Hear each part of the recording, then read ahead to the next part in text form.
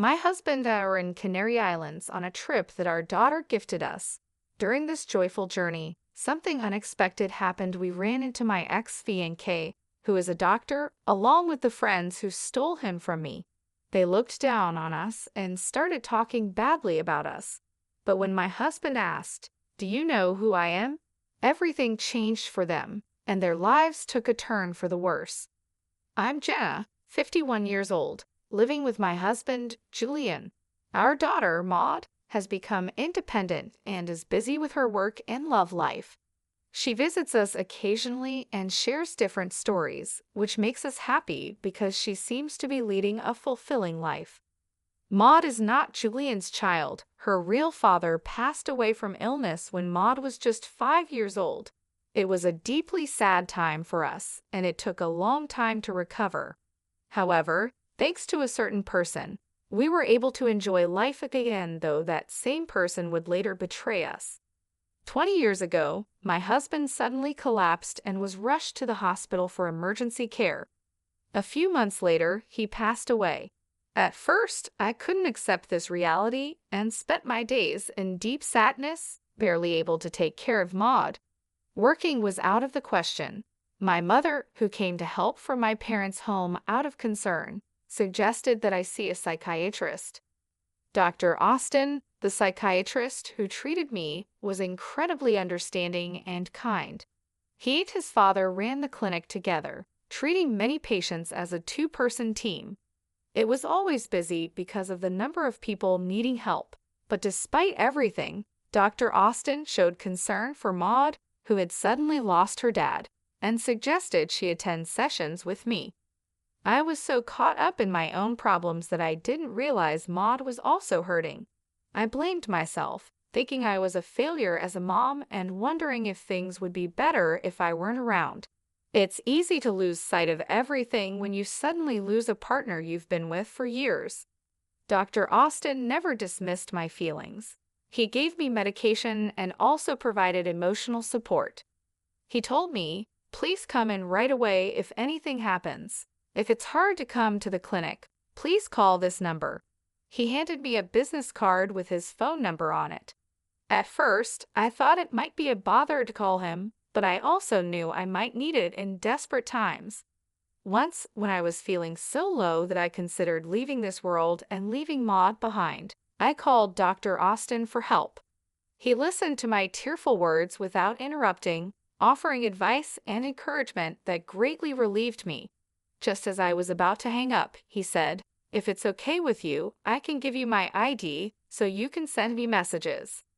We started exchanging messages, and thanks to that, I gradually began to feel better.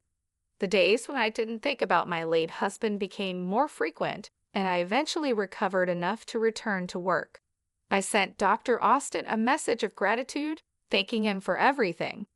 Then, to my surprise, he replied, "Jenna, if it's all right with you, I'd like to be there for you in your personal life too." I was shocked. I never imagined Dr. Austin had feelings for me. He said, "I understand you're a widow and heartbroken, but to be honest, I fell in love with you at first sight. I really like you and would never leave you. Would you consider being in a relationship with me?" His sudden confession took me by surprise. I wasn't aware of his feelings and couldn't believe he would want to pursue a relationship with a patient. Dr. Austin is handsome and well off, so I couldn't understand why he would be interested in a single mother like me. I shared my honest thoughts with him, but he assured me, "You're the only one for me. I can't even think about other women."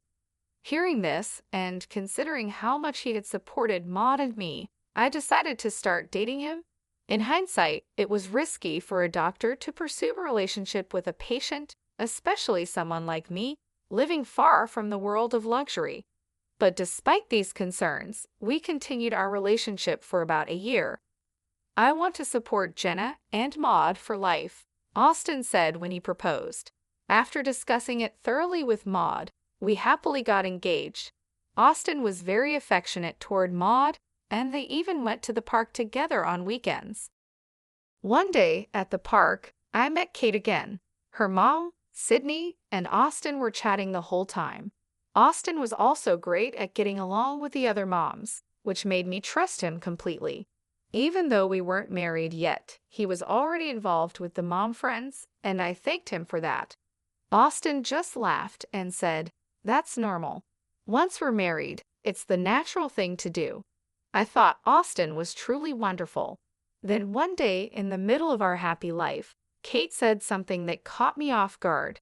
She told me that Austin was going to be her dad soon, just like he was going to be Maud's dad. I was stunned for a moment but brushed it off, thinking it was just a child's imagination. Austin was great with kids, and I figured Kate just liked him and was pretending. So I didn't think much of it. But that night, everything changed. Austin told me, "I'm sorry, but let's forget about the marriage." I was confused and immediately asked him why. He confessed, "Actually, I've fallen for someone else." Maud's words flashed through my mind, and I asked, "Don't tell me it's Sydney, Kate's mom." Austin froze, his face turning pale. Seeing his reaction, I realized he had planned to break up with me without mentioning Sydney. It shocked me that he would go after a married woman, especially the mother of Maud's friend. I felt betrayed and pleaded with Austin, trying to hold back my tears. But he cut me off, shouting, "Shut up." I was stunned by his sudden change. Luckily, Maud was staying at my parents' house at the time. Austin then added, "Sydney is more beautiful than you, and we're more physically compatible. Besides, you've been rejecting me lately because of Maud." I couldn't believe he chose Sydney for such shallow reasons. Whether Austin initiated it or Sydney did, it didn't matter, they both had crossed a line. As I tried to process everything, Austin made a cruel remark, saying he was drawn to the idea of being with a grieving widow. "I liked the way you looked, even though your clothes and hair were a bit shabby. But it was your appearance as a widow that really attracted me. I wanted to control you." It was awful to realize that he never loved me for who I was. He continued, "I kept treating you because I didn't want another doctor to take you away. It was a mistake that you recovered so well. Maybe it's thanks to my skills as a doctor. I should have made sure you kept coming to the hospital." I was shocked and couldn't understand what he was saying. As Austin continued his hurtful words, I quickly became disillusioned with him. I had had enough and said, "Let's break up, and you'll pay compensation for breaking off the engagement." Austin looked surprised for a moment, but seemed eager to be with Sydney. "I'm a doctor, and money is no problem for me. Here, take it. With your poor appearance, you should go to a beauty salon. But since you'll be a single mother now, maybe not." And so, my relationship with the despicable Austin ended. I also demanded compensation from Sydney. She said, "Since you're a single mother, you'll need money. Fine, I'll donate this to you. In return, I'll take Austin without any hesitation. Bye, greedy poor person." I was never particularly close to Sydney, but I never imagined her character could be this bad. At this point, it seemed those two were a perfect match for each other.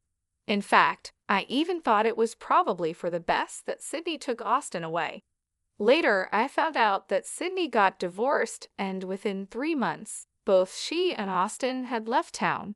However, since Austin's father's clinic was in the area, they likely hadn't moved far away. By the way, Kate, who was excited about Austin becoming her dad, ended up under the custody of Sydney's husband. Apparently, it was too difficult for Sydney's husband to raise Kate alone, so he also moved back to his parents' home. This news made Maud burst into tears. "I don't want Austin to leave," she cried. More than being upset about Sydney taking Austin away, I was heartbroken to see Maud cry. I had never wished for someone's misfortune before, but after everything that happened, I sincerely hoped those two would be unhappy. Now, at 51, I'm very happy. I thought I was done with men, but then I met someone by chance and remarried. He's nothing like the despicable Austin, a truly wonderful man who cares deeply for both Maud and me.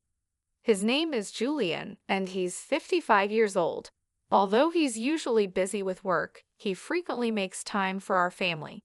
Now that Maud is independent and it's just the two of us, we're living like newlyweds.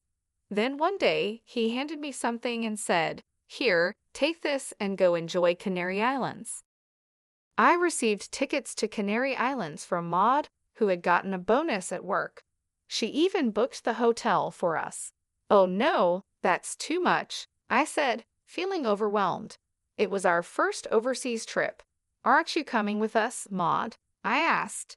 "It's a token of my appreciation for all you've done, so go enjoy it together," she replied. We accepted Maud's kind offer and decided to go on the trip to Canary Islands. It was our first overseas trip as a couple, and it was incredibly fun. After a long day of sightseeing, we headed back to our hotel. Suddenly, I heard a voice. "Huh, is that Jenna?" I turned towards the voice and, to my surprise, saw Austin and Sydney, the ones who had betrayed me at the same hotel we were staying in. "Who's that?" Austin asked, pointing at Julian. "He's my husband," I replied. Both of them started laughing. "You remarried, but your new man looks, I don't know, kind of poor," they said, suddenly insulting Julian. It's true that Julian isn't fussy about his appearance and rarely wears brand-name clothes. "Excuse me, but what brand is that outfit?" Austin asked in a clearly condescending tone.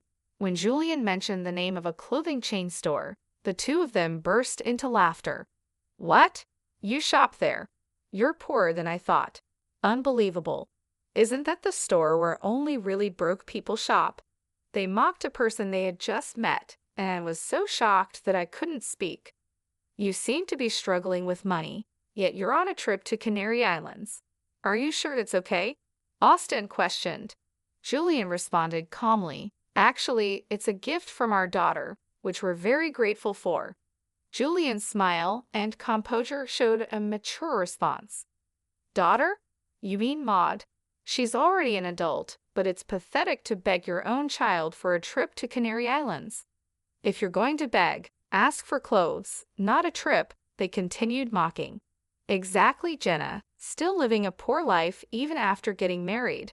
Isn't that crazy?" Their rudeness was too much, and I was furious, ready to respond. But before I could say anything, Julian spoke up. "Excuse me, but Jenna is not poor. While it's questionable to berate a stranger, I cannot tolerate insults toward Jenna." Julian stood up for me. "Huh? What are you trying to prove, poor man? Do you even know who I am?" "I'm a doctor," Austin boasted while laughing. "Really? You're a doctor?" Julian calmly asked. "Yes, I am the only son of a clinic owner, and I'll be taking over as the head doctor soon." "Impressive, right?" Austin continued arrogantly. "Doctors are rich and can choose any woman they want. You poor people are in a different league, you just look poor." I couldn't bear to listen to Austin's words anymore, and meanwhile, Sydney stood there with a nasty smirk on her face. "You keep calling me poor, but do you even know who I am?" Julian asked, clearly frustrated. Austin, thinking he had the upper hand, dismissed him as just some poor guy. In the short time we had been talking, Austin had used the word poor so much that it seemed like his favorite insult. It was obvious that he looked down on others. But then Julian said something that completely changed the smug attitudes of both Austin and Sydney. "Actually, I think I'm quite well off," Julian began. "I run a pharmaceutical company." "What?" Austin exclaimed, clearly shocked. Yes, Julian had inherited a major pharmaceutical company from his father. In fact, he even supplied the hospital where Austin worked. The realization hit Austin hard. He finally understood who Julian was. "No way. You're the president of the company we rely on." Seeing Austin's shocked expression, Sydney started to panic. Julian remained calm and polite, saying, "Thank you for using our services," with such elegance that I found myself falling for him all over again. Sydney, desperate to regain control, snapped, "So what if you're a pharmaceutical company president? If the doctors decide not to use your drugs, it's over, right? Austin, stop dealing with this guy's company." But Julian wasn't fazed. "That's not possible," he replied. "The decision is made by the head doctor and the pharmacists. It's not something I can interfere with." Austin's face turned pale as he realized the gravity of the situation. Sydney, too, went pale as the reality of what they had done sank in. "Did we just make a huge mistake?" she asked, and Austin could only nod in response. Julian continued, "I've had a long relationship with your father. We've played golf together and shared meals. Our relationship has grown from just a business one to a friendship." Hearing this, Austin deeply bowed and apologized. "I'm so sorry. I'll speak to my father, the head doctor, about this." Meanwhile, Sydney stood there in a daze, and Austin looked utterly defeated. "That's not going to work," Julian said calmly. "The moment you insulted Jenna, I started recording everything." He had sensed the hostility in the air and had begun recording the conversation on his phone right away. "I really am sorry," Austin stammered. "I shouldn't have called you poor." He was apologizing profusely now. Julian approached him, his voice firm. "Jenna has told me before that her ex-fiancé was a jerk, the worst kind. And now, here you are, with Maud's friend's mom, still insulting Jenna. There's a limit to how much you can disrespect someone." Julian's words hit Austin hard, leaving him speechless. Both Austin and Sydney fell completely silent, realizing the full extent of their mistake. I felt a wave of happiness as Julian stood up for me, and his courage inspired me to confront Austin and Sydney as well.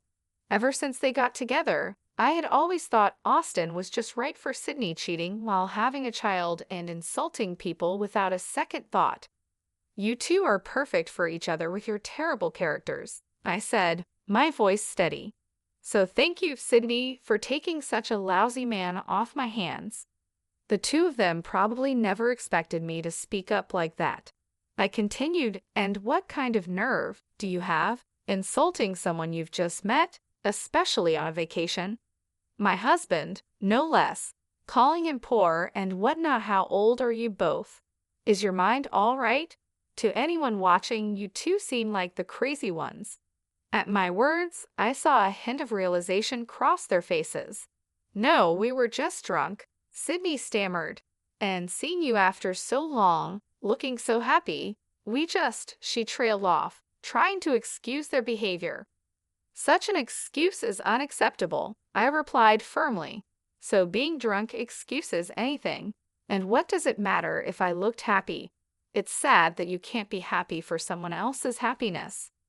Julian addressed them calmly but firmly. "We might never meet again, but don't ever say such terrible things again." With those parting words, we walked away, leaving them standing there, still trying to apologize. As we left, I could hear them saying, "I'm really sorry," over and over. Julian, still angry, decided to send the recording he had made to Austin's father. Not long after, Austin's dad called. After Julian explained the situation, it was clear that Austin's father was furious. Having met him a few times, I knew he was a strict man, and this news would not sit well with him. I could easily imagine Austin facing the wrath of his father. After their conversation, Austin's dad called us to apologize and said he would deal with Austin. Then he hung up. For Austin and Sydney, it must have been the worst Canary Islands trip ever. If they hadn't confronted us that day, we could have been enjoying ourselves at the hotel instead. A few days later, something unexpected happened. Austin's dad, along with Austin and Sydney, showed up at our house.